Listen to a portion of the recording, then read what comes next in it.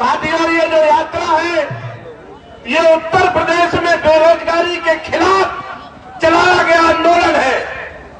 जो किसान आत्महत्या कर रहे हैं, ये आत्महत्या बंद हो, उसके आत्महत्या करने वाले किसानों के कोई समृद्धि में बदली जाए, उस चीज की यात्रा है।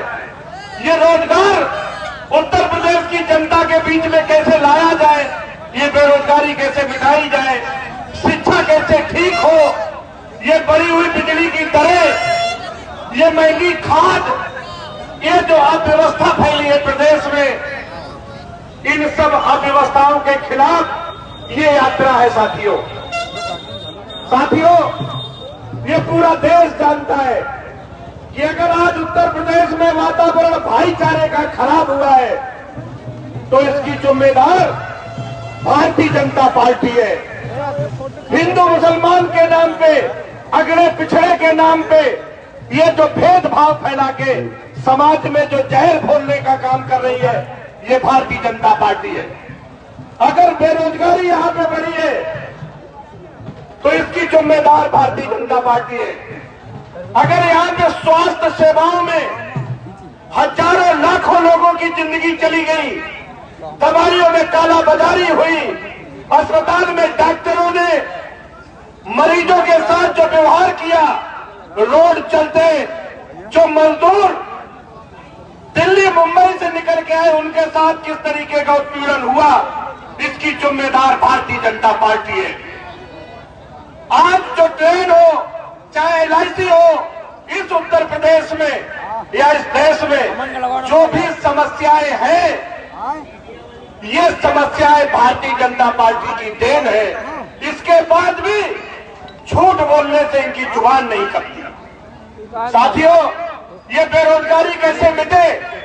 मेरे नेता माननीय अखिलेश यादव जी ने कहा कि अगर एक एक हाथ में अगर चीन का बना हुआ मोबाइल भारत में और दुनिया में पहुंच सकता है तो भारत का बना हुआ सामान पूरी दुनिया में क्यों नहीं पहुंच सकता?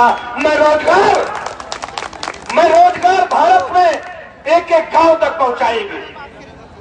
मेरे नेता ने कहा कि ये जो शिक्षा है, आज जो स्कूलों में पढ़ाई नहीं होती, गरीब के बच्चे के लिए जो स्कूल है अंग्रेजी माध्यम के स्कूल नहीं है।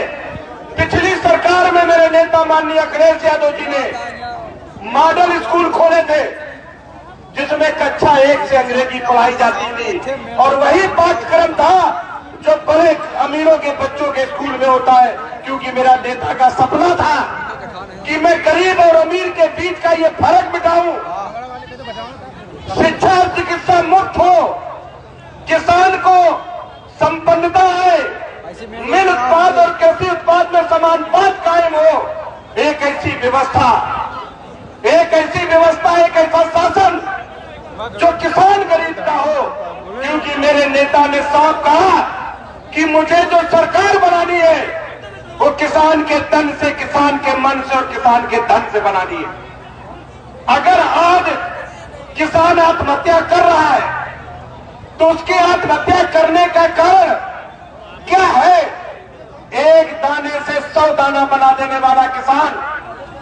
अगर बीमारी महत्वपूर्ण हो जाए तो इलाज की स्थिति नहीं है।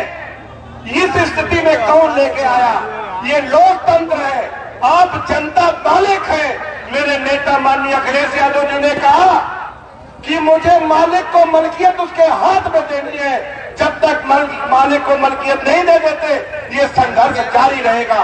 साथियों, यहाँ पे ज्यादातर किसान भाई बैठे हैं। 1967 में चौधरी चरण सिंह साहब की सरकार थी।